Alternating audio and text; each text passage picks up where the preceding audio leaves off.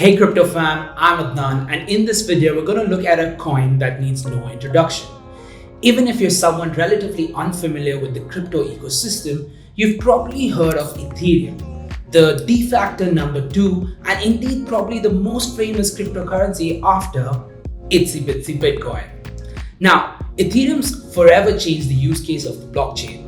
From an open ledger that facilitates only peer-to-peer transactions for money, the blockchain became a popular platform upon which smart contracts and decentralized applications could be built. After all, the much expected Ethereum 2.0 is scheduled to launch later on this month. More on that later. For now, let's get into what is Ethereum. A global open source platform for decentralized applications. That's the one-line description on Ethereum.org, with thousands of games, decentralized exchanges, and finance apps running on top of the Ethereum blockchain, not to mention tokens. This extended functionality for the blockchain was envisioned in 2013 by Vitalik Buterin. In the months that followed, Vitalik joined forces with several other people in order to launch the new blockchain. But usually only he, and to a lesser degree Gavin Wood, are referenced as the co-founders of Ethereum and the Ethereum Foundation. The Ethereum Mainnet was launched in July 2013 and very quickly was widely adopted, which led to Ethereum to climb to number 2 in just a few months from launch. With the exception of a very brief period, it has kept that place ever since. Ethereum, of course, is not the only smart contract blockchain out there. Several other competitors have emerged during the years like EOS, Tron, Algorand, Cardano, and many others which look to build on the successful model of Ethereum while overcoming some of the limitations.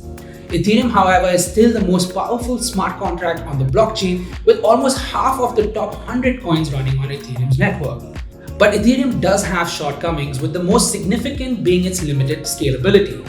This became abundantly clear in December 2017. But it wasn't because of the increased transactions due to the bull run that brought the network to its knees. In fact, it was a game, the infamous CryptoKitties. In the game, the users spawned, collected and exchanged digital kittens. It was the first Dapps that tested and broke the network's limits. During that time, transaction fees skyrocketed and many transactions never even made their way onto the blockchain.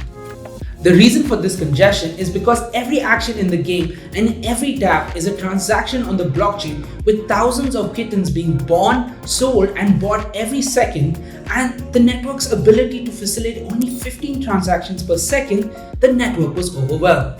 CryptoKitties' popularity has declined since then. Now, the rise of DeFi.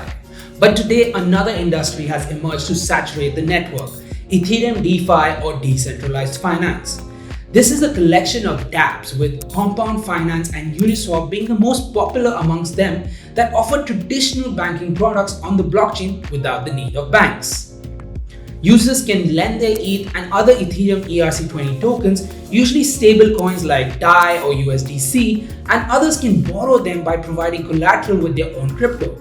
The borrower pays interest which goes to the lenders as a reward, and of course everything happens automatically and on-chain with the use of smart contracts. In the way, one can get access to money without having to liquidate their own funds, and most importantly without having to go through a bank. DeFi's most significant promise is bringing banking services to the millions of unbanked. Although DeFi gets the lion's share for the congestion on the network, it's Ethereum's overall popularity that has led to it. Most Tether tokens are now ERC20 tokens. Decentralized exchanges like Kyber Network and Uniswap run exclusively on Ethereum. Even whole virtual worlds like Decentraland live on the blockchain, and again, not to mention the thousands of tokens that run on top of it. The applications of smart contracts are endless, and Ethereum is the spear's head. Now, it's only natural that the limits would be reached, especially if we consider that it was designed more than 7 years ago, when even the word cryptocurrency was unknown to most. Enters Ethereum 2.0. The much expected upgrade to Ethereum will significantly change the way Ethereum works and promises to solve the scalability issue, making Ethereum capable of supporting the tremendous workload from all these smart contracts. The most significant change that Ethereum 2.0 will bring is that it will transition Ethereum from a proof of work consensus mechanism to a proof of stake mechanism. Right now, blocks are validated and added to the chain by miners who run expensive mining equipment and consume a lot of energy.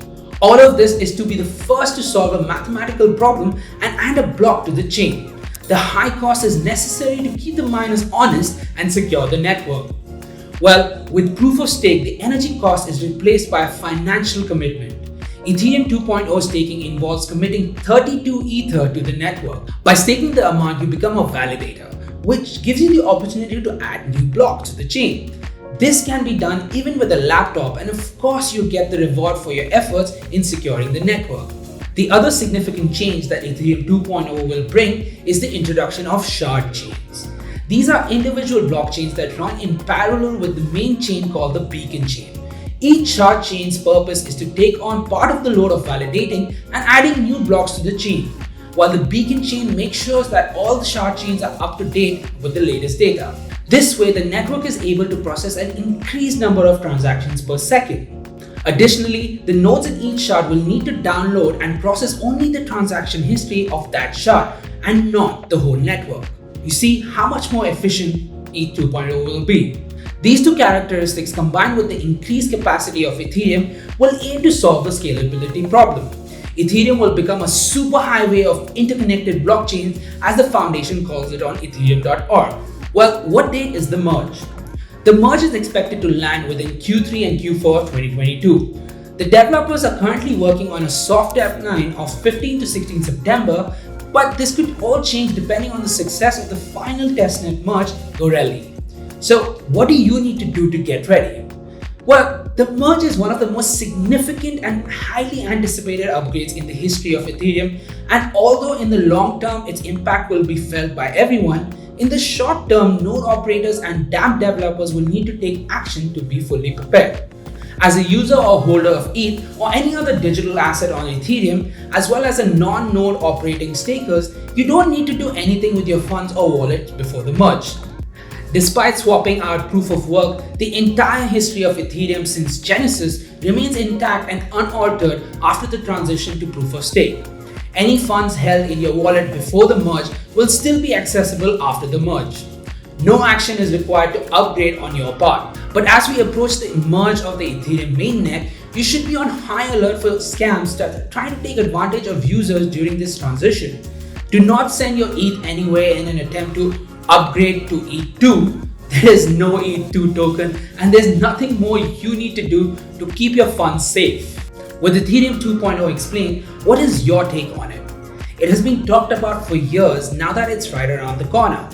Do you think it will bring the promise of scalability and silence the voices of the Ethereum critics?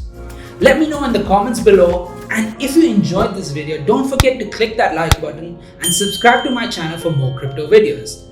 That's all for now. See you in my next video.